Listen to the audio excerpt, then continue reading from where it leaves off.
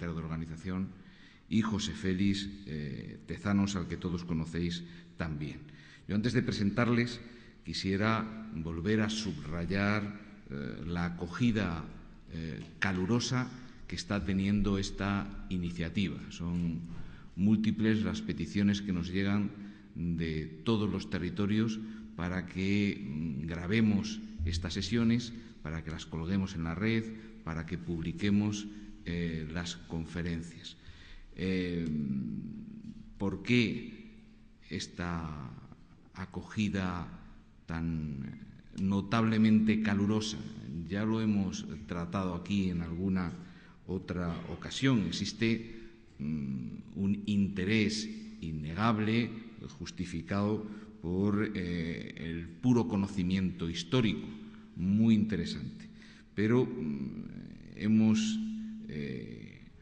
concluido en alguna otra ocasión que este tipo de actos formativos son útiles también por otras razones, que tienen que ver con el contexto político vigente. Este tipo de actos formativos que nos traen experiencias y vivencias sobre nuestra experiencia histórica nos sirven para rememorar los valores que guiaron a los fundadores de nuestro partido y que han guiado la acción política de este partido a lo largo de toda su trayectoria histórica y que deben también servir como inspiración y como guía en este proceso, en el proceso vigente de renovación ideológica y política que está llevando a cabo nuestro partido. Primera utilidad, por tanto, rememorar los principios, los valores que son en buena medida inmutables, que han guiado siempre la acción política del partido y que deben de seguir haciéndolo en este contexto, en el vigente proceso de actualización, de renovación ideológica del PSOE. Más utilidades. Se trata también de constatar, en el marco de este fragor autocrítico que nos invade, que más allá de los resultados electorales coyunturales, cualquier analista histórico mínimamente objetivo tiene que reconocer la existencia de un vector permanente de compromiso con el interés general y con el progreso de este país desde el Partido Socialista. O dicho de otra manera, no es posible, no es razonable, no es justo escribir la historia de algunas de las mejores páginas de este país sin reconocer un papel positivo y protagonista del Partido Socialista. Y ese compromiso de siempre es el compromiso del Partido Socialista de ahora también. Para esto es útil la enseñanza en torno a la memoria. Y si tuviera que citar una tercera y última utilidad, hablaría de la enseñanza personal de estas figuras. En situaciones complejas, más complejas de las que tenemos en la actualidad, en condiciones absolutamente difíciles y precarias, más difíciles y más precarias incluso de las que padecemos en la actualidad, estas figuras que estamos estudiando fueron capaces de sostener banderas y de conquistar éxitos en lo político y en lo social extraordinariamente relevantes. Dicho también de otra manera, con la mitad de la sabiduría de algunas de estas figuras, con la mitad de su capacidad de entrega y de sacrificio y con la mitad de la lealtad pablista hacia la organización que demostraban estas figuras históricas, tendríamos absoluta garantía de alcanzar nuestros objetivos con éxito en el presente. Para todo esto es útil la escuela de la memoria, la enseñanza sobre las grandes figuras del socialismo español en su historia. Tenemos, insisto, ponentes de lujo para hablar hoy de Julián Besteiro. Va a presentar el acto, dado que no pudo, como sabéis, presentar el conjunto del ciclo hace 15 días, por razones de campaña electoral, Óscar López, nuestro secretario de organización, al que yo quiero agradecerle el respaldo que proporciona siempre a todas las tareas de formación del partido y el honor que nos hace hoy participando en esta mesa, dándole una significación a esta Escuela de la Memoria muy importante, que yo le agradezco. Después va a intervenir José Félix Tezanos como ponente de la sesión de hoy.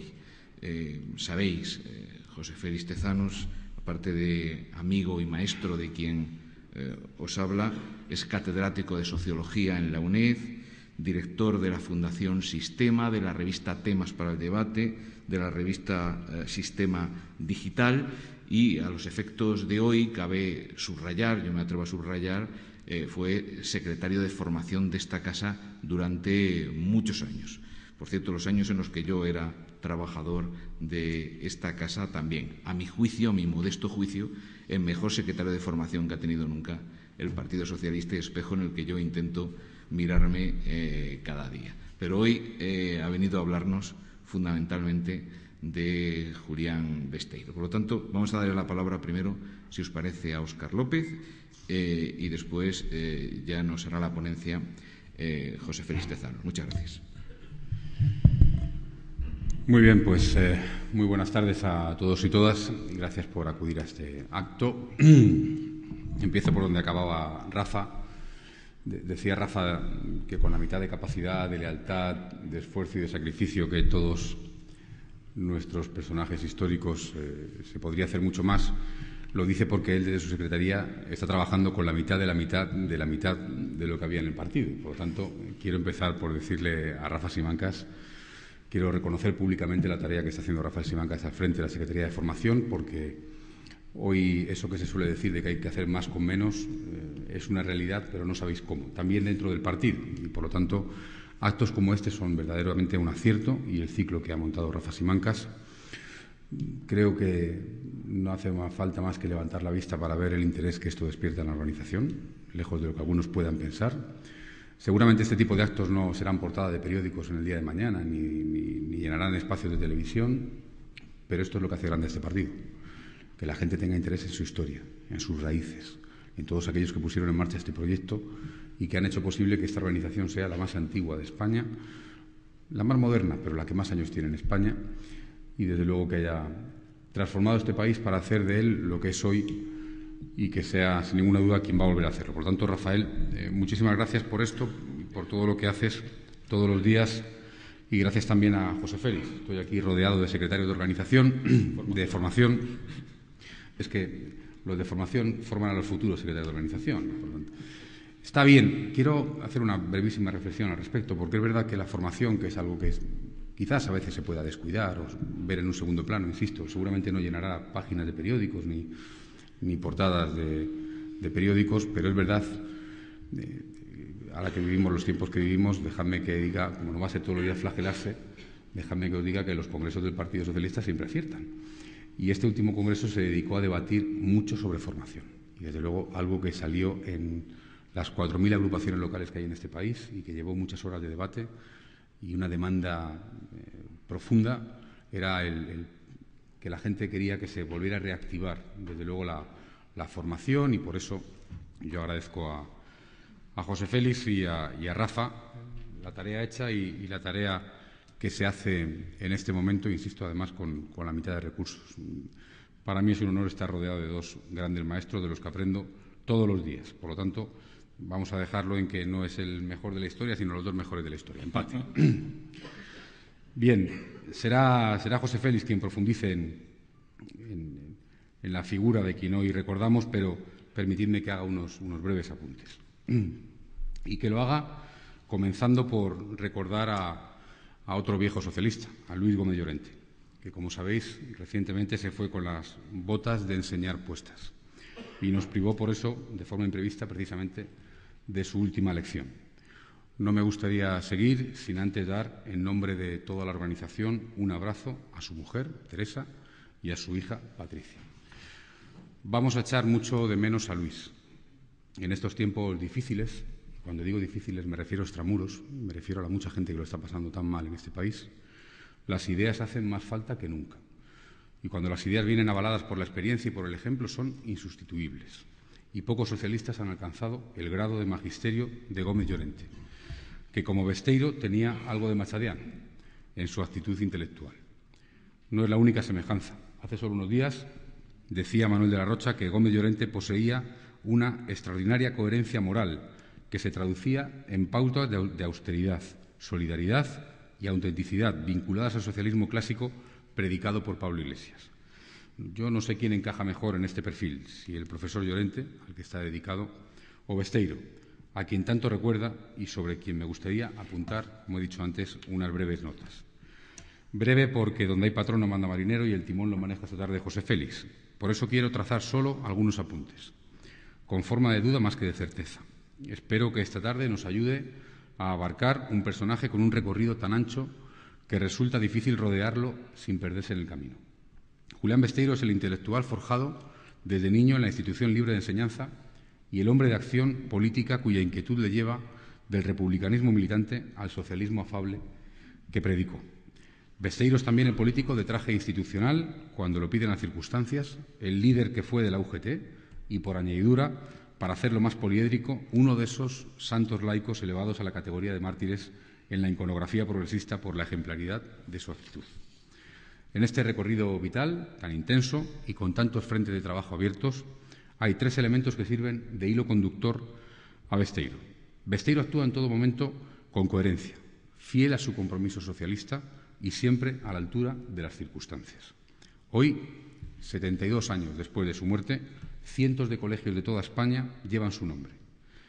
Me gusta pensar que hay pocas formas mejores de seguir vivo en la historia de las ideas que alumbrar a quienes han de construir otras nuevas. Aunque tardía, es una forma de reparar heridas y hacer justicia. Y es difícil saberlo con certeza, porque huía de cualquier pose de mito, aunque acabaría, a su pesar, convirtiéndose en uno.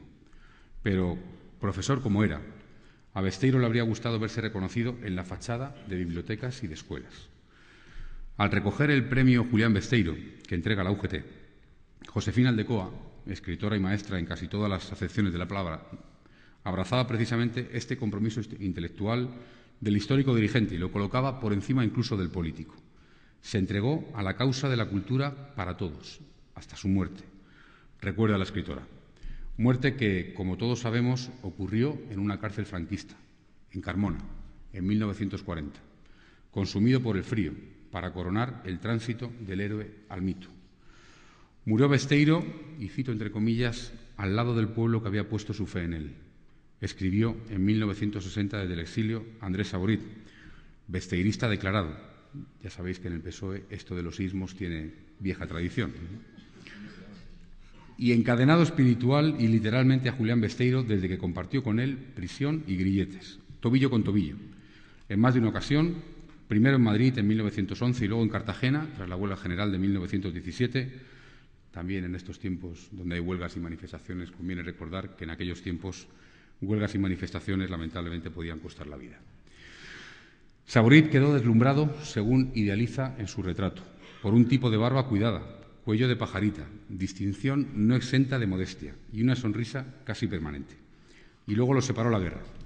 Esa ruptura a la fuerza, es un ejemplo más de los quilates de Besteiro, que ordenó a su más estrecho colaborador que abandonara Madrid mientras él se quedaba en la capital de la resistencia republicana hasta su caída. Así era. Hay quien ha querido buscar semejanzas con Pablo Iglesias. Las hay casuales, ambos fueron concejales y luego diputados, y los dos simultanearon el liderazgo del PSOE y de la UGT. Pero por encima de estos elementos de comparación hay otro más definitorio. La muerte lo sorprendió trabajando y con una pluma en la mano, que, como saben, es junto al yunque, uno de los emblemas de la iconografía del Partido Socialista. Besteiro ultimaba una traducción que no terminó. Iglesias, una de sus famosas exhortaciones a los trabajadores, también inconclusa. Termino ya. No han venido hoy a escucharme a mí. La brillante personalidad y el trágico destino de Julián Besteiro estarán siempre en el recuerdo vivo de todos los españoles conscientes y responsables, escribió en su día Josefina Aldecoa, a quien hemos citado ya. En nuestra memoria, Besteiro no ha muerto nunca. Y ahora le doy la palabra al profesor Tezanos.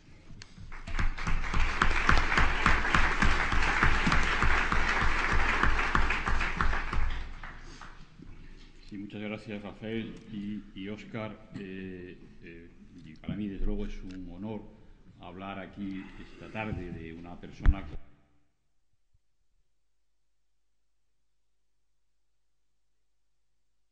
figura institucional del PSOE después de Pablo Iglesias. La persona que durante más tiempo estuvo al frente de la organización. Desde que él se incorporó al PSOE hasta que es nombrado en un congreso vicepresidente en un momento que Pablo Iglesias ya estaba muy enfermo, él es prácticamente el que lidera el PSOE y la UGT durante los últimos años de vida y de enfermedad de Pablo Iglesias, y a su muerte él es el que hereda, es el heredero natural de Pablo Iglesias. Él era el que despedía los actos del 1 de mayo, el que intervenía en todas las circunstancias en las que era precisa escuchar la voz del PSOE y la UGT, que entonces, como tú decías, no es que fuera además de la UGT, sino se entendía tanto por Pablo Iglesias como Besteiro, que eran dos organizaciones, no es que simultáneas, sino hermanas y hermanadas.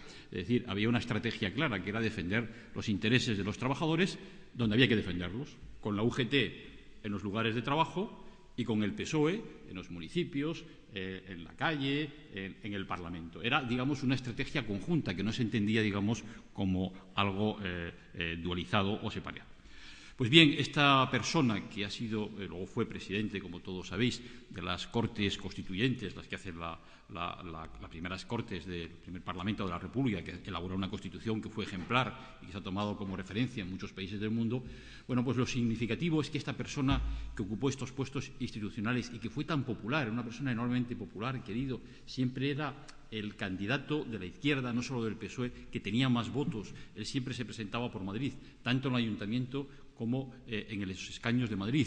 Esta persona que fue una referencia básica de la República, de la Segunda República, aparte del momento de su muerte terrible, a la que luego me referiré, es una figura a la que prácticamente se intenta eliminar. Probablemente es el socialista más temido, o el líder de la República más temido, y el régimen que sigue a la República intenta establecer una losa de silencio absoluta sobre Julián Besteiro. Yo contaba antes una anécdota al llegar aquí, y es que una de las personas que ha escrito uno de los libros más completos sobre Besteiro, que era una tesis doctoral, cuando su profesor, su maestro, que era Elías Díaz, le dijo, en un intento de recuperar grandes figuras del socialismo y de la República, le dijo que hiciera la tesis sobre Besteiro, esta persona le dijo: ¿y quién es Besteiro?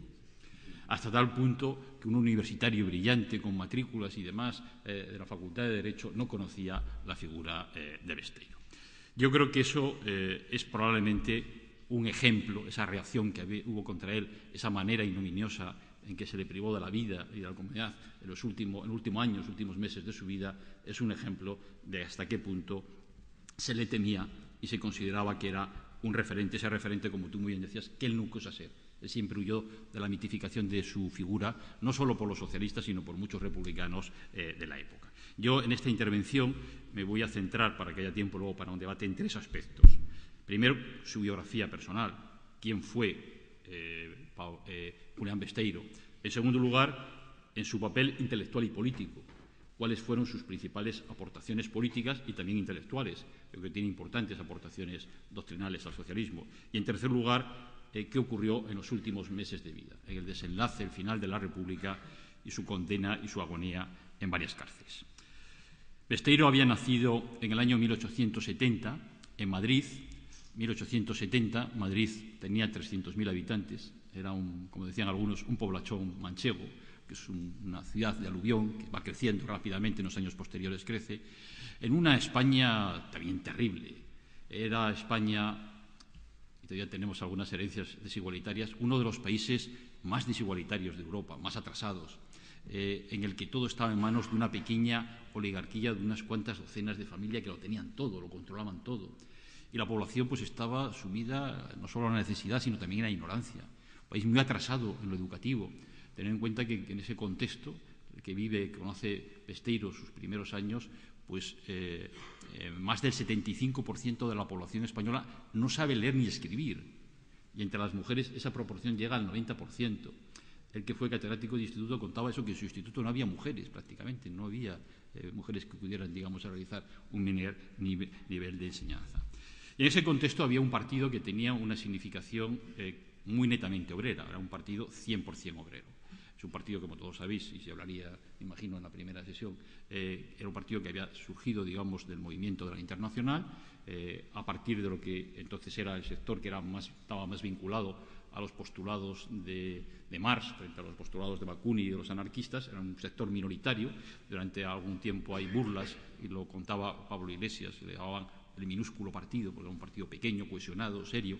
Y ese partido, cuando Julián Besteiro llega a la adolescencia, es un partido importante, es un partido que empieza a tener peso, pero insisto, un partido 100% obrero. Y ahí entenderemos algo de lo que fue el papel de Pablo Iglesias propiciando, digamos, una apertura del PSOE al mundo intelectual y la propia trayectoria de Besteiro. Besteiro nace en el seno de una familia de clase media. Su padre es propietario de lo que entonces se llama un almacén de coloniales, una tienda de ultramarinos en el recto centro de Madrid. Su padre muere cuando Besteiro tiene 9 años. Él tiene 4 hermanos, es una familia en la que sobreviven 4 hermanos. Era muy frecuente que en las familias sobrevivieran aproximadamente la mitad de los hijos, o a veces menos en Madrid, que tenía una tasa de mortandad tremenda en aquella época, y él es el más pequeño de todos. Cuentan de él que era un niño un poco triste, reservado y con una salud muy endeble. Él arrastra durante toda su vida una tuberculosis crónica. Él tiene una figura, es muy delgado y demás, debido también a su estado frágil de salud, y tiene la fortuna, el año que muere su padre, de que su hermano mayor, que es el que hereda el negocio y el cabeza de familia, le manda a un centro que se acaba de establecer en Madrid hacía muy poco tiempo, la Institución Libre de Enseñanza, que es uno de los movimientos pedagógicos más avanzados, más modernizadores, como todos sabéis, en la historia reciente de España.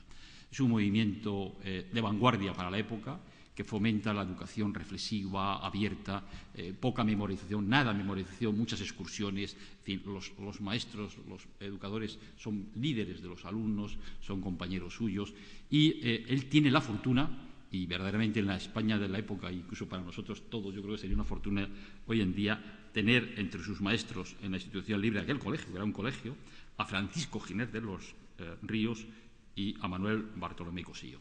Él hablará siempre, Besteiro lo recordará, como grandes maestros.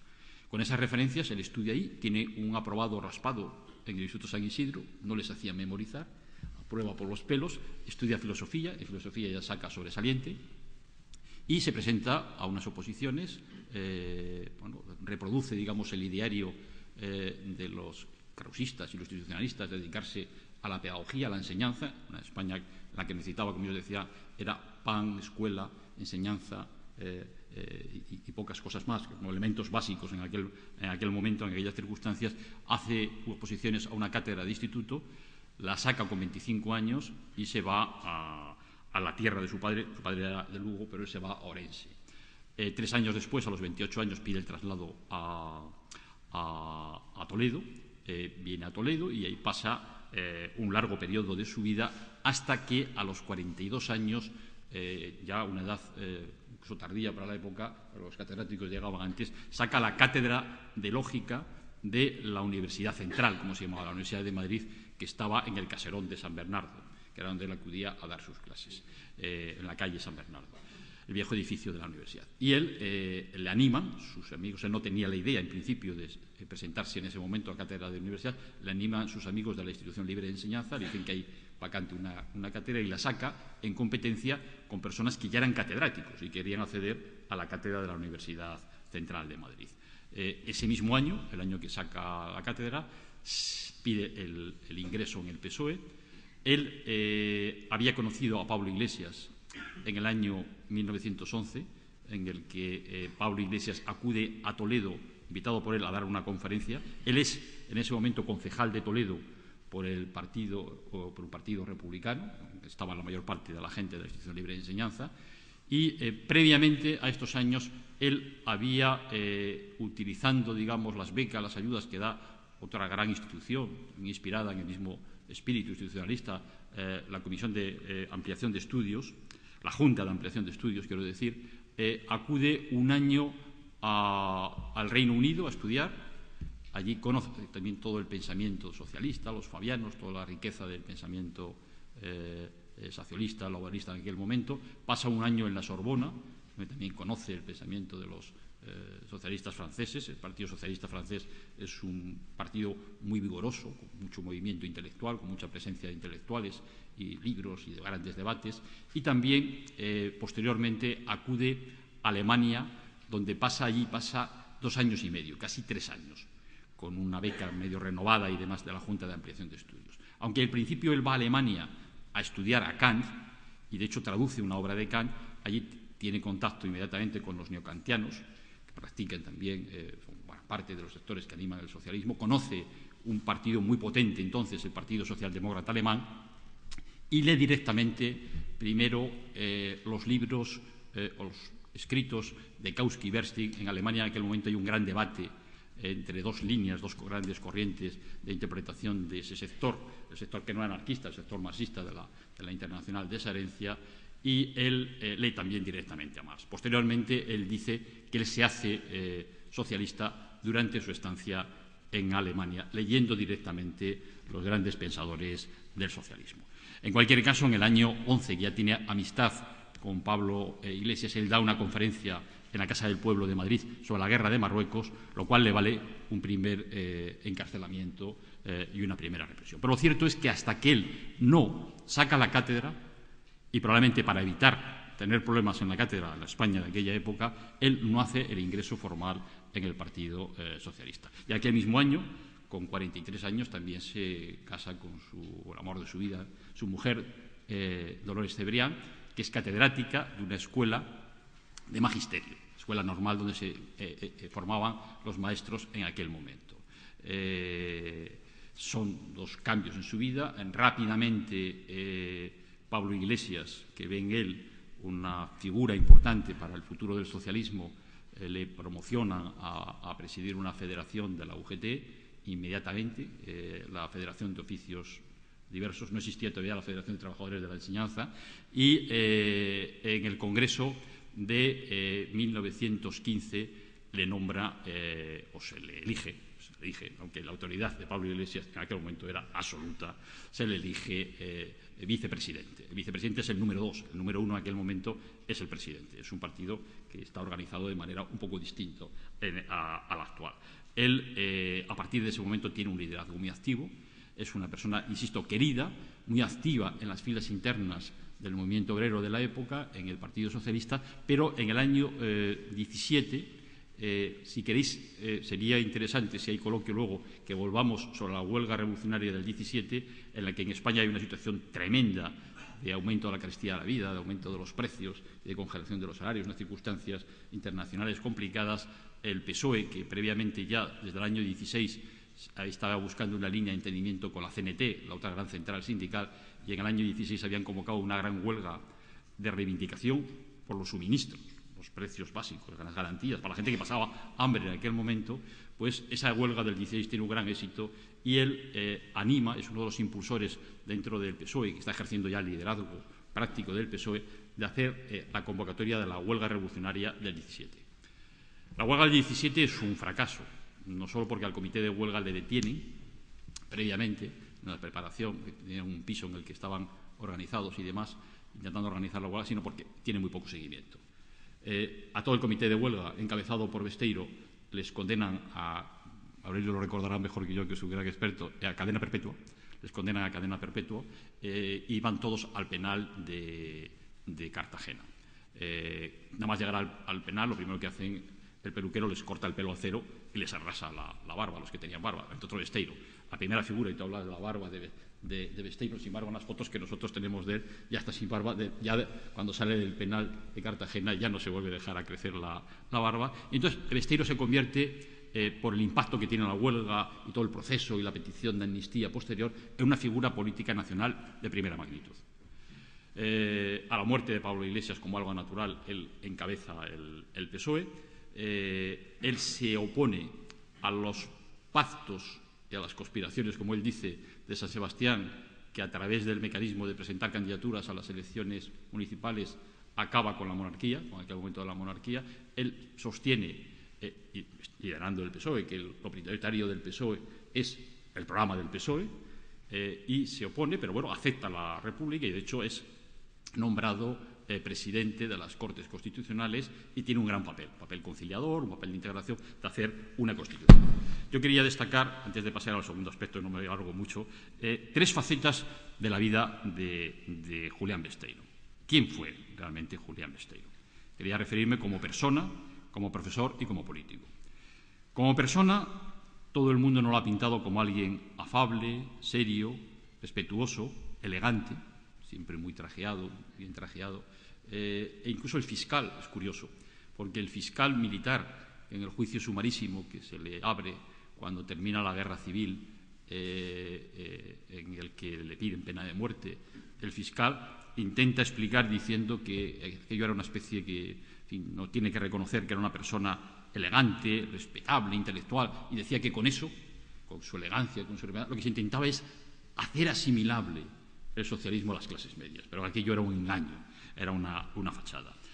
Coherente, es una persona coherente y enormemente austero. A mí me llama, por ejemplo, la atención, él cuando saca la cátedra tiene un sueldo fabuloso, los catedráticos entonces sí que tenían un sueldo muy considerable para la época, pero no tiene casa propia. Fijaros que no tiene casa propia hasta los 58 años. Él vive de alquiler. Y yo me he molestado en mirar algunos de los portales de las casas de alquiler. Buscaba la cercanía a la Universidad Central, a San Bernardo. Por ejemplo, hay una que está enfrente de la Fundación Sistema, que es en el número 114 de la calle Fuencarral. Un piso modesto, una casa modesta. Entonces él vive con esa modestia y fijaros que hasta el año 58 no tiene casa propia. Y la casa propia que tiene es una casa que procede de las cooperativas de casas económicas, que todos habéis visto que hay en distintos lugares de Madrid también, que esos chalecitos unifamiliares en pequeñas, algunos de ellos fueron muy... Él tiene que comprar el solar y luego hay un crédito hipotecario a largo plazo que van pagando. Y de hecho cuando él muere tienen todavía mucha hipoteca pendiente y de hecho su mujer, que queda en la casa en Madrid, pues pasa un año desde que él es detenido y le suspenden de empleo y sueldo a él y a su mujer, no pueden pagar la hipoteca y tienen miedo, en sus escritos, el último escrito dice, tienen miedo a que su mujer la echen de casa, hubo algún intento de asalto, ¿no? Entonces, claro, la mujer cuando muere, pues no le deja nada y además él lo dice en su casa, dice, no te dejo nada, ni una peseta, no te dejo nada, lo único que te dejo es un buen nombre. Nadie podrá decir, y lamento mucho no haberte prevenido, no haberte logrado prevenir del odio sectario, es lo que dice en su última carta a su mujer, en su especie de testamento. Entonces, claro, la mujer tiene que liquidar, si queréis luego, la anécdota es que diré que se queda con la casa, pero liquidar aquella casa se la dan, las transfiere, porque no podían venderla y demás y tal, y recuperan algo de dinero. Es decir, que fue una persona de una enorme austeridad. Incluso en la guerra civil da un ejemplo terrible de honestidad, radical. Él es una persona enferma y en la guerra y delgado se quedan los huesos. Él vive la guerra civil con horror, sin ningún puesto, no quiere ningún puesto, intentan que se vaya a alguna embajada, sacarle de Madrid, sacarle de la España, y él pasa hambre, como todos los madrileños, pasaron hambre. Y con su enfermedad y demás, pues hubo compañeros del partido que se acercaban con cajas de víveres, los que estaban en abastos y demás, a llevarle víveres, es decir, bueno, es que como enfermo tú tienes... Y él les montaba la gran bronca, les echaba la bronca y les echaba allí con sus víveres.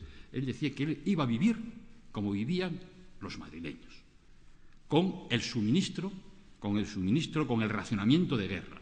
Y os recuerdo lo que era el racionamiento de guerra en el Madrid de la República. 100 gramos de pan diario, una barrita de pan. 100 gramos de lentejas cada 2 días. Hubo lentejas, muchas lentejas, durante aquel tiempo. Un poco de arroz cuando había arroz. Leche cuando había leche para los enfermos y para los niños. Una naranja en la época en la que había naranjas en España, y un huevo al mes. Entonces, él vive con ese... se quedan los huesos, y está muy débil y demás, y sigue dando sus clases durante el periodo de la Guerra Civil.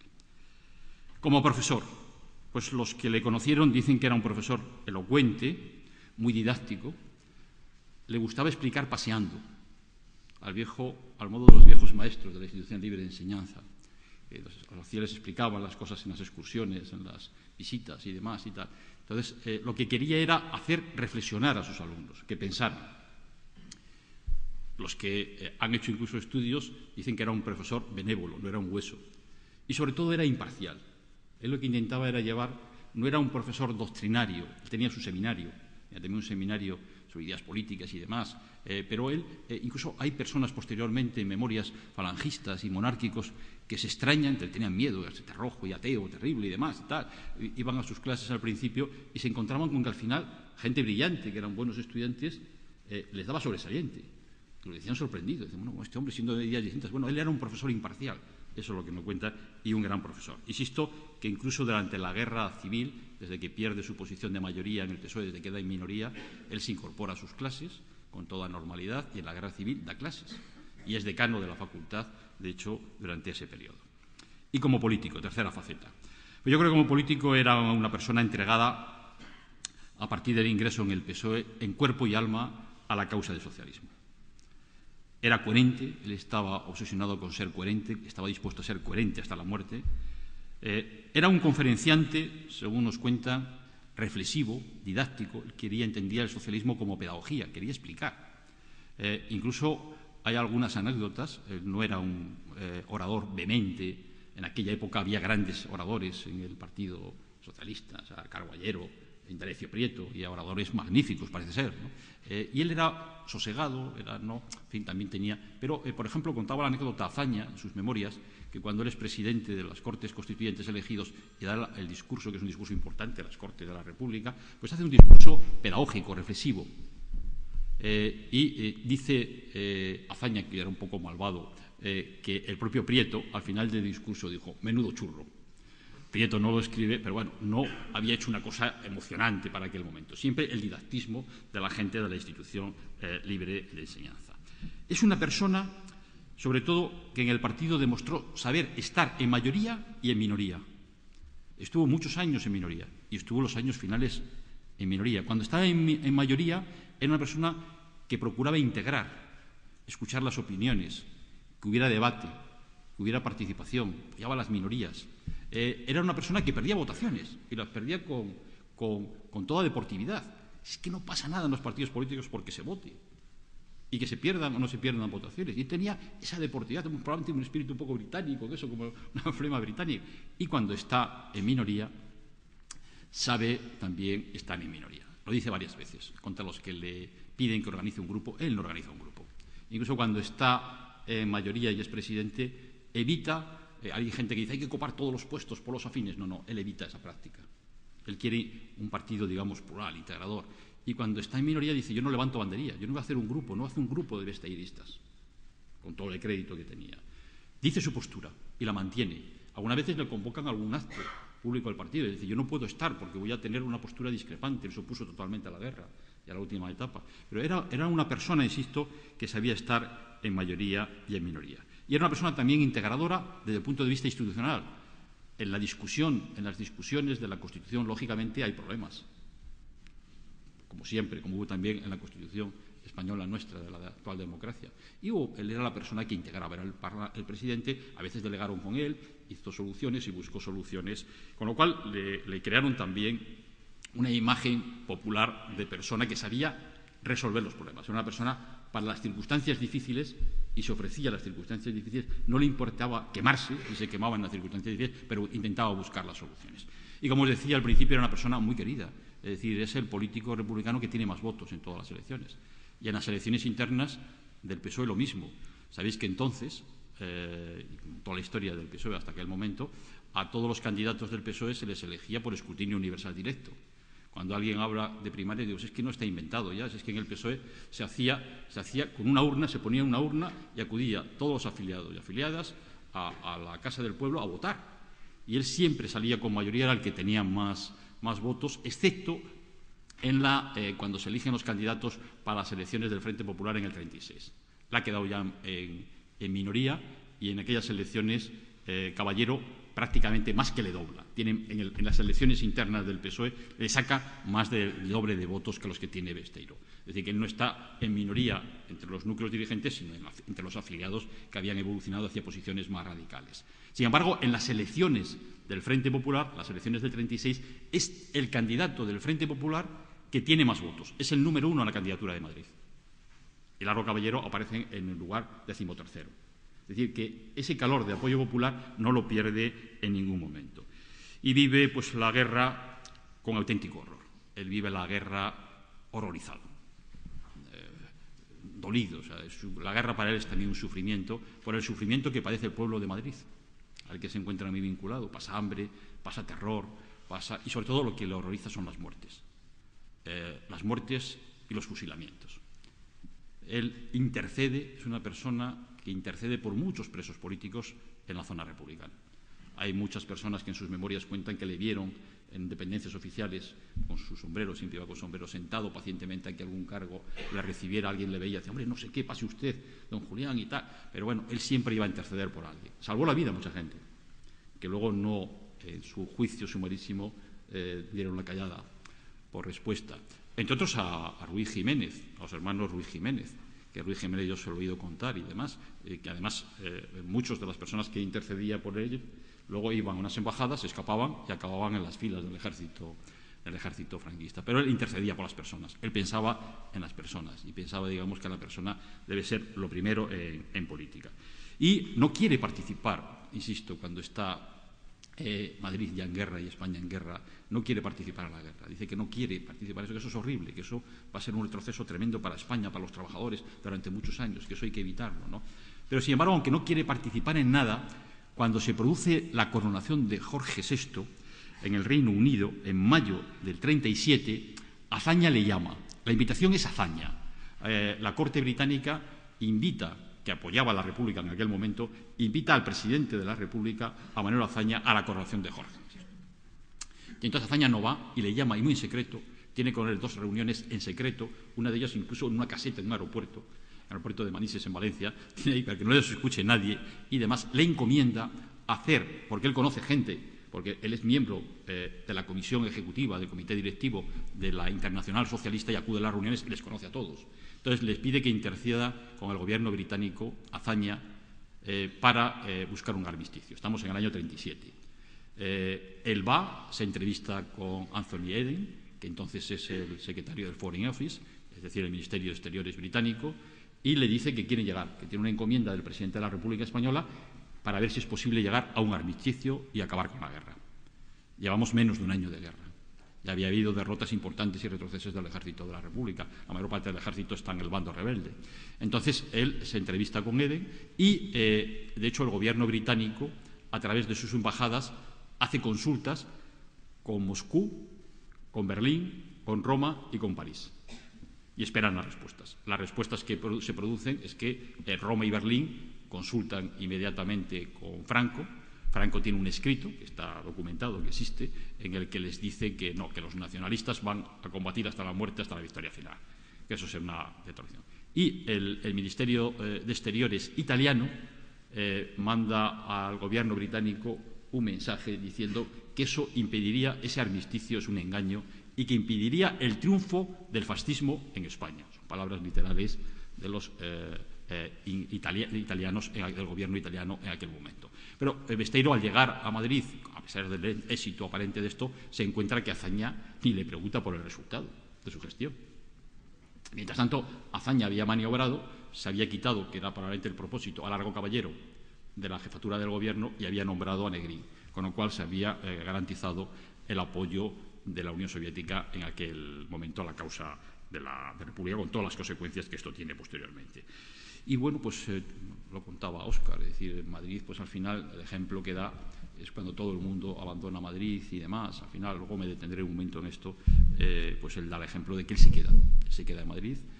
Previamente le habían ofrecido pues varias embajadas, como a otras figuras eximias del socialismo español, irse de embajador a Argentina, a otros sitios, querían evitar, los que quedaban en Madrid sabía que corrían el riesgo de ser fusilados y demás. Él no quiere irse de Madrid, yo me quedo con mi pueblo, ellos me han votado, yo me quedo con ellos hasta el final. Segunda dimensión que yo quería comentar aquí, su papel político y su aportación intelectual.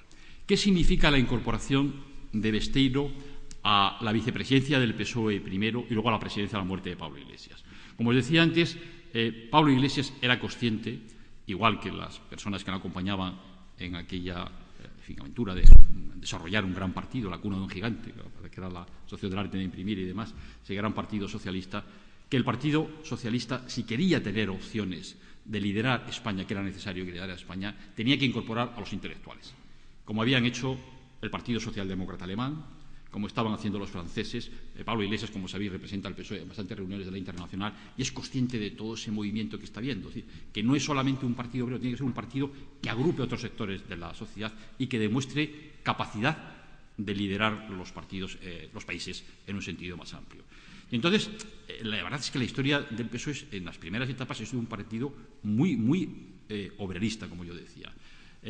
Hay algunos intelectuales importantes que se incorporan a las filas del PSOE durante un pequeño tiempo. Miguel de Unamuno, gran figura que pertenece afiliado al PSOE 2 o 3 años. A su vez, Pablo Iglesias tiene una gran amistad y prácticamente es miembro del PSOE, Benito Pérez Galdós. Pero no va a ser hasta el periodo que media entre el 9º Congreso en 1912 y el 10º Congreso en 1915, cuando ya se produce una incorporación importante de intelectuales. En estos años, en este periodo, están ya en el PSOE, hay una plantilla importante de figuras intelectuales: Besteiro, Jaime Vera, Núñez Arenas, Verdes Montenegro, Araquistain, Ovejero, Fernando de los Ríos, incluso Ortega y Gasset, que durante 2 o 3 años parece que perteneció también al Partido Socialista. En ese sentido, la presencia de Besteiro es un vínculo con todos esos movimientos intelectuales modernizadores, reformistas de la sociedad española. Y, Besteiro, lo cierto es que desde el momento que se incorpora al PSOE deja de escribir obras largas.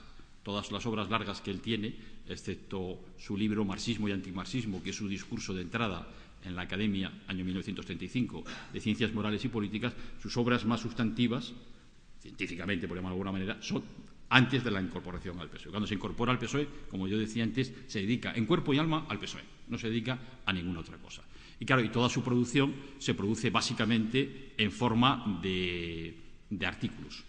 Cuando alguien ha dicho, hombre, es que los intelectuales españoles del socialismo apenas tienen producción, yo le había pedido a Rafa que trajera aquí las obras completas de Besteiro, un resumen, hay cosas que no están incluidas, que se edita en el Centro de Estudios Constitucionales durante los gobiernos, la época de los gobiernos de Felipe González. Bueno, es una obra considerable, aunque sea en base a artículos, conferencias y textos breves. ¿Cuáles son sus aportaciones? Su aportación intelectual. Yo creo que es de las más importantes en el socialismo histórico español, junto a la de Fernando de los Ríos. Yo creo que hay 4 aportaciones en su obra. Yo destacaría 4 aportaciones que me parece que son muy actuales. En primer lugar, su énfasis o su convicción de que las ideas, el pensamiento, juega un papel fundamental en el socialismo. Para que haya socialismo tiene que haber socialistas, personas impregnadas de las ideas socialistas, de la creencia del socialismo. Él lo tiene claro. En esto coincide con lo que es su tradición en un movimiento pedagógico como la Institución Libre de Enseñanza y con movimientos como los fabianos ingleses y algunas otras corrientes del pensamiento socialista de la época. Hay que formar, hay que digamos, conseguir que el pueblo español sea un pueblo culto, preparado, que entienda y asuma y quiera como propias las ideas positivas del socialismo. En ese sentido, él resalta mucho el papel de los intelectuales y participa en muchos debates en la época. Simplemente una cita del año 1935. En la lucha revolucionaria de nuestros días, decía Besteiro, no serán los cañones ni la fuerza ciega de las materias explosivos lo que dé el triunfo al socialismo. Será la inteligencia, porque a la naturaleza social, como a la naturaleza física, no se la puede utilizar, ni dominar, ni vencer más que de un modo, conociendo sus leyes y sometiéndose a ellas. Es una posición de raigambre teórica. Segunda aportación, o segunda idea nuclear que va a sostener Besteiro. El alma del socialismo, decía él, es inseparable del alma de la libertad. Socialismo es libertad, fue un eslogan que que utilizamos en la transición democrática. Ese era el pensamiento de Besteiro. El socialismo es una profundización de la libertad de los iguales, podríamos decir en términos actuales.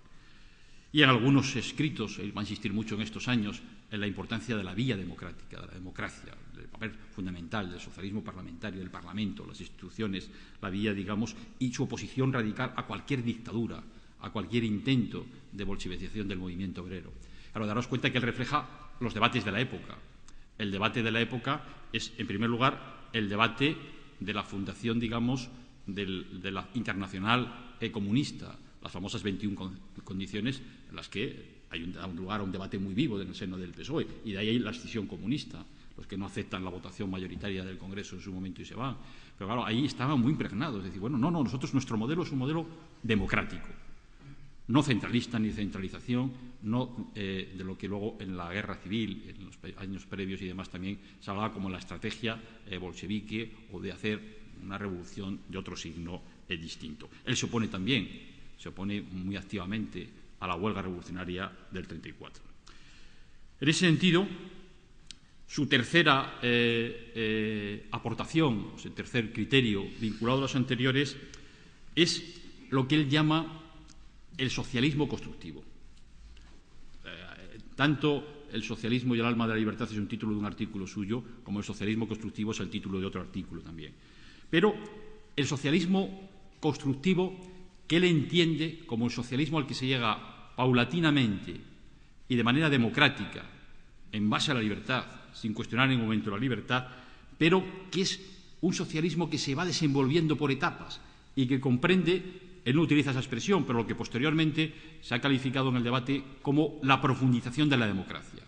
Es decir, la democracia en la esfera política, el perfeccionamiento de los sistemas de participación política, de votación, de democracia política, la democracia social, lo que luego conoceremos por estado de bienestar, y, en tercer lugar, lo que él llamaba la democracia industrial participativa, es decir, la democracia también en la esfera económica. Y eso él lo resumía, alguno también, en un texto de 1936, diciendo que la finalidad fundamental del socialismo es organizar en la vida nacional e internacional una democracia política e industrial lo más perfecta posible, es decir, un régimen de libertad y democracia creado por los trabajadores no solo en la vida política, sino en la vida económica y en toda la vida social. Podemos, digamos, entronca con las concepciones modernas de la visión integral del socialismo. Y el cuarto aspecto, el que él quería incidir, es el de, que también era una dimensión avanzada, la cuarta dimensión, el socialismo en los municipios, lo que es la dimensión municipalista del socialismo. Su comprensión, y él es de los que lo va a reivindicar muy enfáticamente, que en el municipio o en los ayuntamientos o en donde se establecen los cimientos de un nuevo tipo de sociedad. Es lo que está más cerca del ciudadano, la administración más directa. Es decir, que el eje maestro de las aportaciones de Besteiro, que tienen toda una línea de continuidad en su obra, es entender el socialismo como profundización de la democracia, como perfeccionamiento de la democracia política, como avances en la democracia social y como el desarrollo de la democracia económica e industrial. Planteamientos, insisto, que le vinculaban especialmente a determinados enfoques del socialismo fabiano británico. Unas últimas palabras sobre los últimos meses de la vida de Julián Besteiro. Os decía antes que él vivió horrorizado, con un sufrimiento personal, con un horror.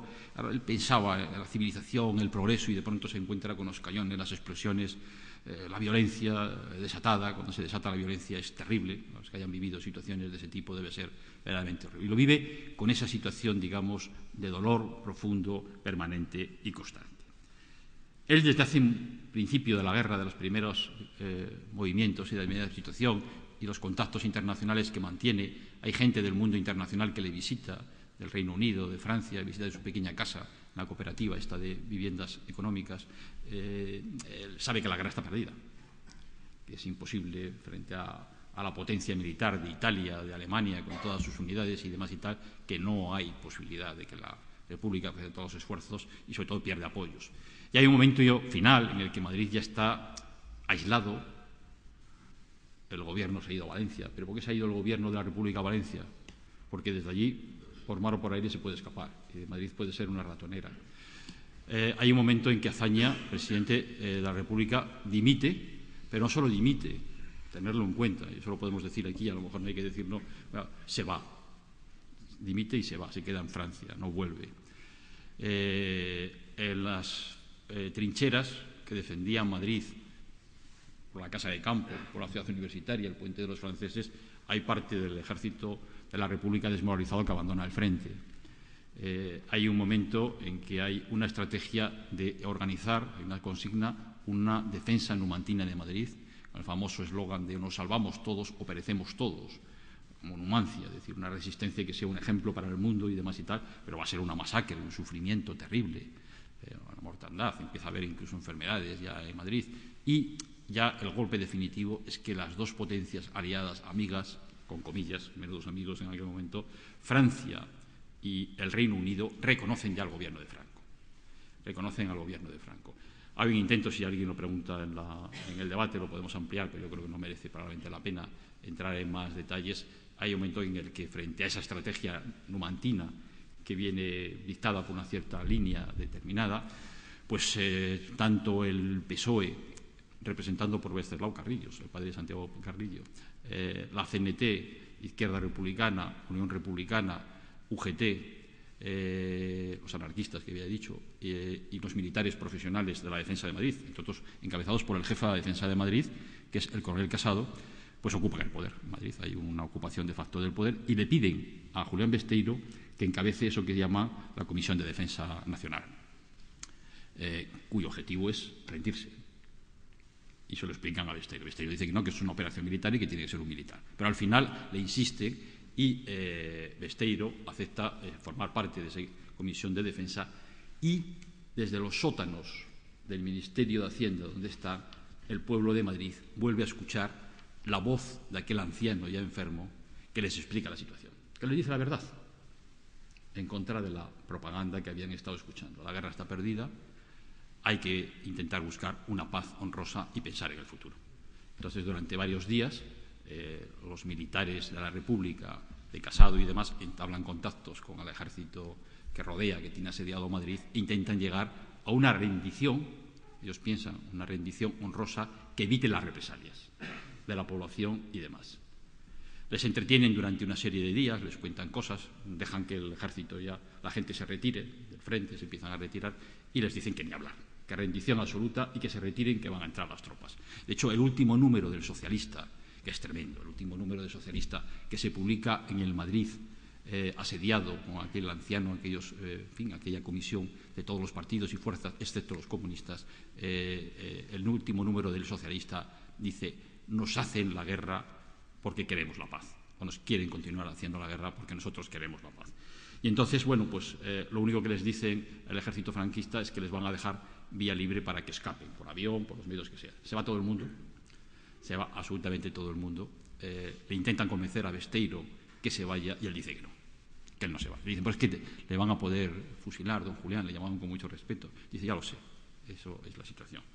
Y él dice unas palabras, deja escrito unas palabras emocionantes. Dice, me quedo con los míos, correré la misma suerte que este pueblo sin igual, tan grande en el sacrificio. La gran mayoría, decía Besteiro, las masas numerosas no podrán salir, y yo que he vivido siempre con los obreros, con ellos seguiré y con ellos me quedo. Lo que sea de ellos será en mí. Y efectivamente, le detienen de mala manera, y aquel hombre pacífico que hasta el último momento intentó evitar la guerra, le someten en un juicio sumarísimo, nada menos, claro, no le podía, como estaban haciendo con otros militares leales a la República, no les podía procesar por rebelión militar, porque no se habría tomado las armas en ningún momento, y le procesan por auxilio a la rebelión militar, alegando la famosa mediación que había hecho con el gobierno británico para llegar a un armisticio, a la paz, ¿no? Entonces le piden condena de muerte, le piden pena de muerte. Su defensor, que se emociona, se emociona en su defensa y que de alguna manera se ve en sus escritos, luego deja escrito en las memorias, ¿no?, hasta qué punto sufre con aquella situación, aquel anciano y demás, ¿no? Él no quiere decir y alegar que ha ayudado a muchas personas a salvar la vida, teme que le van a fusilar, que le van a condenar a muerte, y finalmente le condenan a cadena perpetua. Le condenan a cadena perpetua. Pasa por varias cárceles, le llevan con un grupo. Yo creo que el gobierno de Franco no sabe muy bien qué hacer con él, porque es una figura, hay movimiento internacional y demás, una figura internacional conocida y respetada.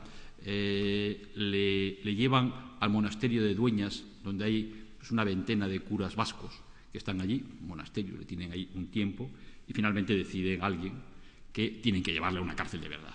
Y entonces es cuando se produce el famoso traslado a la cárcel de Carmona, cerca de Sevilla. No sé si alguien está, me imagino que muchos habéis estado en Carmona. Un sitio calentito, ¿verdad?, en algunas épocas del año. Bueno, pues en agosto les trasladan, en un caluroso mes de agosto, desde la prisión de Dueñas, le llevan en un trayecto, bueno, que también forma parte de la crónica berlanguesca de la historia de España algunas veces. Un contingente fuertemente armado de la Guardia Civil transporta a aquellos peligrosos curas vascos y al peligroso expresidente de las Cortes Constituyentes a Carmona, pasando por Madrid. Y cuando llegan a Madrid, resulta que no tenían previstos dónde dejarles aquella noche, porque hacen noche, tienen que hacer, no saben qué hacerles, hay un lío administrativo y les dejan en unos vagones allí en la Estación del Norte. Entonces, uno de los curas vascos que cuenta aquella experiencia, incluso los curas vascos van al bar a ver si tienen algo de bebidas, se burlan un poco, y Besteiro permanece ahí, viejecito, encorvado, en un rincón de un vagón allí aparcado en la Estación del Norte. Este cura vasco cuenta también con emoción que de pronto se corre la voz que está Besteiro. Entonces la gente de la zona, la gente de la estación, empieza a pasear delante, se prolonga una larga fila de gente que pasa delante de él en silencio, que le ve en la esquina del vagón y que lo único que hacen es hacerle una inclinación de cabeza. Claro, el cura vasco dice que aquello no fue un acto político, era un acto religioso, de respeto a una figura política muy querida por el pueblo de Madrid. Pues bien, le trasladan a otro punto cercano a Carmona. No hay forma de trasladarles a la prisión. Los últimos kilómetros lo hacen en camiones abiertos, como si fueran ganados, mes de agosto, finales de agosto, en la zona de Carmona, y llega a la prisión y allí se encuentra, habrían desalojado la prisión de los presos comunes para dejarlo a aquella gente, y se encuentra, claro, que llegan a una prisión en la que no hay nada. No hay camas, quiero decir, no hay colchones, no hay nada. Y entonces a él le meten en una celda que está en una zona de sótano, no sé si lo hacen pensando que aquello es más fresco o lo que sea, una especie de sótano de cripta, y no hay nada. Entonces alguien le deja una piel de cordero, ¿no? Y aquel hombre que había tenido tantos puestos institucionales y demás, pues ahí durante un mes y medio largo, duerme en el suelo, en aquella piel de cordero tirado en el suelo. Luego ya le dejan unos curas vascos que, en fin, le dejan una cama de hierro, y ya él puede pedir a su mujer que le mande un colchón y una manta y demás y tal. Pero claro, los curas vascos van saliendo y él queda allí aproximadamente un año, ¿no? Entonces él cuenta en sus cartas que deja escritas y demás, y en la correspondencia que mantiene con su mujer, su preocupación siempre es su mujer. La gran preocupación de qué está viviendo su mujer, su querida Lolita. Y se lo dice: no vengas a verme, si no tienes dinero. Y además, si vienes te van a quitar la casa. Había habido un intento de tomarme de la casa, de asaltar la casa suya, ¿no?, que estaba por la zona de Joaquín Costa, por ahí, de López de Hoyos. Entonces, esa es su preocupación, de que a la mujer, a él le han suspendido de momento su sueldo como catedrático, y a la mujer también. La dejan suspendida, hacen un expediente de depuración y la dejan también que nunca, digamos, la debieron a dejar a la mujer tampoco incorporarse, ¿no? Y entonces ahí él tiene pues que barrer, limpiar, y lo dice en algún momento. Al pobre le roban el reloj, y van presos tremendo, no sabe a qué hora está el reloj, le roban allí. Y cuenta en sus escritos últimos que pasa la mayor parte del día quieto, inmóvil en la cama, para no consumir energía. Pero no tiene alimento suficiente, los presos le tienen que proveer de su alimentación, ¿no? La mujer procura ir a verle cuando puede, no le dejan ver. Cuando llega a verle le dicen que pida permisos a Madrid, telegrafía, no llega a las chismas, en fin, es una pesadilla para él, la mujer. Yo creo que los últimos meses de su vida es un ejemplo terrible de la crueldad humana, del sinsentido.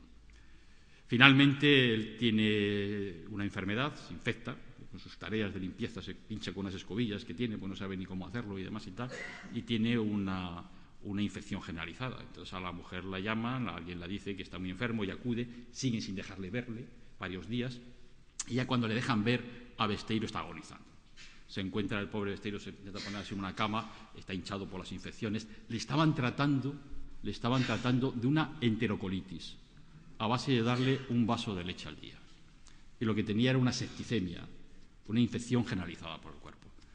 La mujer intenta que le trasladen a un hospital, llama a un médico de Sevilla, intenta por lo menos ponerle unas inyecciones de Alcanfor, que parece que era para aliviar el dolor y demás y tal, no le deja, y ya finalmente muere Besteiro, poco antes de cumplir los 70 años. Y todavía la pesadilla no acaba, porque claro, la mujer y el sobrino que han acudido allí, sabiendo que iba a morir, a recuperar su cuerpo, intentan traerle a Madrid y enterrarle en el cementerio civil. Él había dicho que él querría reposar junto a sus grandes maestros, Pablo Iglesias, en el cementerio civil, y también sus maestros de la Institución Libre de Enseñanza, ¿no? Y le dice que no, que se tiene que enterrar allí. Entonces, claro, le entierran en un patio que hacía las veces de cementerio civil. No había muertos civiles, había un enterramiento. Solamente había un suicida, que no sabía ni cómo se llamaba, que lo habían enterrado allí. Entonces, claro, la mujer y el sobrino cuando ven se quedan desolados, es un lugar inhóspito, lleno de cascotes y demás. Entonces, ahí una noche de estos y tal, acompañados por 4 o 5 personas audaces del pueblo en aquel momento y tal, acompañan y demás. Y la mujer le pone unas flores y encarga a la persona que cuidaba aquel patio que le ponga flores, por lo menos, que quite los cascotes y demás. Tremendo. El alcalde, a los pocos días, cuando se entera que en la tumba de Julián Besteiro hay flores, prohíbe la entrada en el recinto aquel y lo cierra, para que ni siquiera le puedan llevar flores. Y hasta el año 1960 no le dejan a la mujer y a la familia trasladar sus restos al cementerio civil. Entierro también semi-clandestino. El propio Ramón Serrano Suñer, que entonces era el cuñadísimo de Franco y protohombre del régimen, años después en sus memorias diría: hemos de reconocer que dejarle morir, se refería a Besteiro, en prisión, fue por nuestra parte un acto torpe y desconsiderado. Bueno, yo creo que fue una muestra de crueldad, pero incluso ellos eran conscientes de lo que estaban haciendo. Los que estuvieron cerca de él en su última noche, cuando estaba con un estado febril ya, agonizando y demás, su agonía, decían que pronunciaba palabras en alemán, que los que estaban con él no sabían qué decía, pero pronunciaba frases en alemán. En algún momento parece que les pidió la prensa, tráeme la prensa, no les llevaban la prensa a la cárcel, ¿no? Y varias veces en la noche clamó: la libertad, a grandes gritos. Lo cierto es que por ella luchó y a la causa de libertad dedicó toda su vida, un esfuerzo apasionado, intelectual y político. Y yo creo que ese es el legado de su memoria imborrable. Muchas gracias.